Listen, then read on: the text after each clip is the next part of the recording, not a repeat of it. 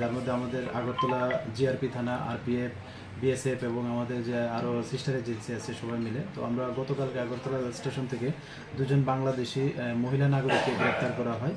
তো তারা অ্যাকচুয়ালি অবৈধ উপায়ে ভারতে প্রবেশ করে এবং জিজ্ঞাসায় বলে যে তারা আগরতলা রেল স্টেশন হয়ে কলকাতা হয়ে মুম্বাই যাবে এরকম বলেছে।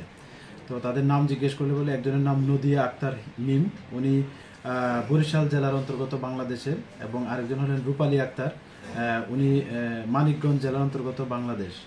আর আমরা ওনাদের কাছ থেকে আইফোন পেয়েছি এবং কিছু ব্রুকেন স্মার্ট মোবাইল ফোনও পেয়েছি এবং কিছু ইন্ডিয়ান কারেন্সি, বাংলাদেশি কারেন্সিও পেয়েছি। তো আমরা গতকালকে ওনাদের এগেনস্টে আমাদের আগরতলা জিআরপি থানাতে একটা মামলা নেই, যার মধ্যে নতুন বিএনএস অ্যাক্ট, আইপিপি অ্যাক্ট এবং ফরেনার অ্যাক্ট আছে।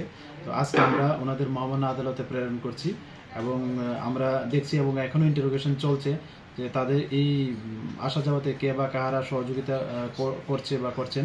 আমরা অবশ্যই তাদের মানে আইডেন্টিফাই করে আইনের আওতায় আনবো।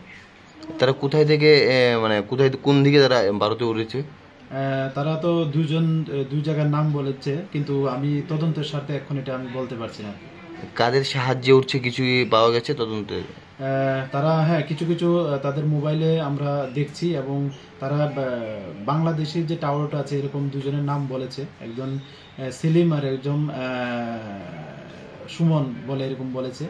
তো আমরা ইন্ডিয়ার দিকে কে আছে আমরা দেখছি, আমরা অবশ্যই মানে তাদের রেস ধরে তাদের মানে আইনের আওতায় আনবো। গত দুদিন আগেও উঠেছে, মানে বেশ কয়েকদিন ধরে, কিছুদিন ধরে আবার নতুন করে বাংলাদেশিদের মানে আনাগোনা শুরু করেছে।